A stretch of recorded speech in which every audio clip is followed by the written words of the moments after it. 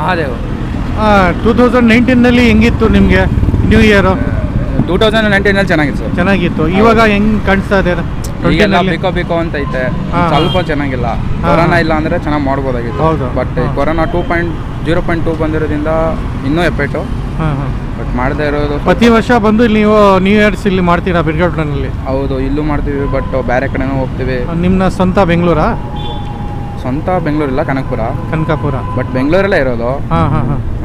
But ಬೇರೆ ಕಡೆನೂ ಹೋಗ್ತಾ ಇದ್ವಿ. ಈ ಕೊರೋನಾ ಬಂದಮೇಲೆ ಎಲ್ಲ ಸುಮ್ಮನೆ ರಿಸ್ಕ್ ಇದೆಲ್ಲ.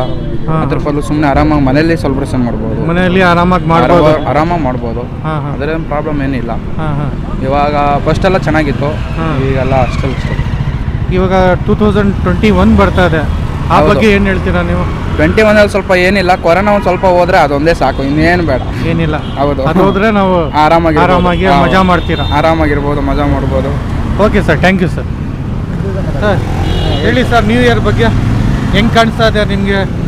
ನ್ಯೂ ಇಯರ್ ಸರ್ಕಾರನ ಟೈಟ್ ಎಲ್ಲ ಮಾಡಿದೆ, ಹುಡುಗರು ಜನಗಳೆಲ್ಲ ಎಚ್ಚೆತ್ಕೊಂಡಿದ್ದಾರೆ. ಇನ್ನೂ ಸ್ವಲ್ಪ ಎಚ್ಚೆತ್ಕೊಬೇಕು. ಸರ್ಕಾರ ಏನಕ್ಕೋಸ್ಕರ ಮಾಡಿದ್ದಾರೆ ಟೈಟು?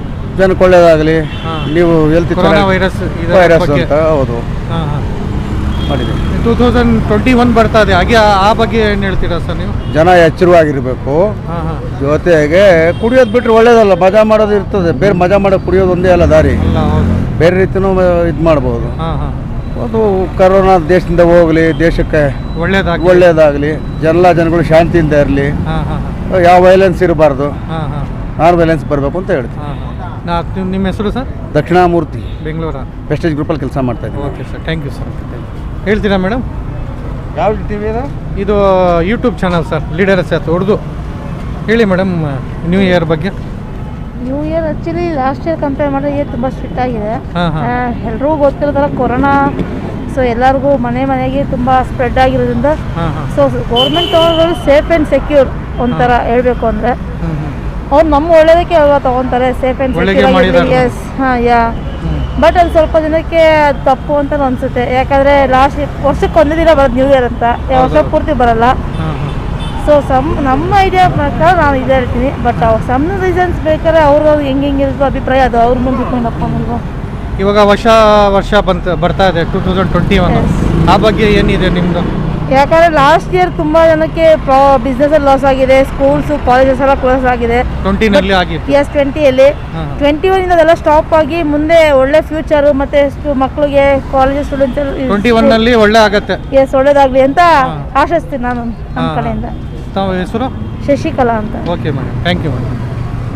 कैसा महसूस हो रहा है 2020 में? 2020 was good and bad also. Now in this situation, last year I was here, so lot of people and lot of concern is there. So now in this situation nothing, like very bad. हम लोग का आज़ादी चला गया ऐसा लग रहा है.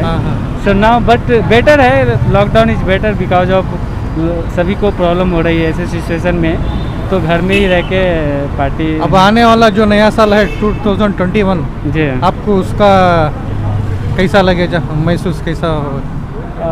नाउ लाइक 2-3 मंथ्स होप कि जल्दी वैक्सीन हम लोग का प्रोवाइड इंडिया में भी होगी, तो हम लोग का जल्दी आज़ादी मिलने वाली है. अच्छा. वैसे तो बेटर है कि हम लोग घर जहाँ हैं वहीं रहें, वहीं से अपना घर में ही पार्टी फैमिली के साथ मना रहे हैं. ऐसा नहीं है कि समय तो आएगा ही. ऐसा, दैट्स ऑल. Thank you. आप बोलेंगे?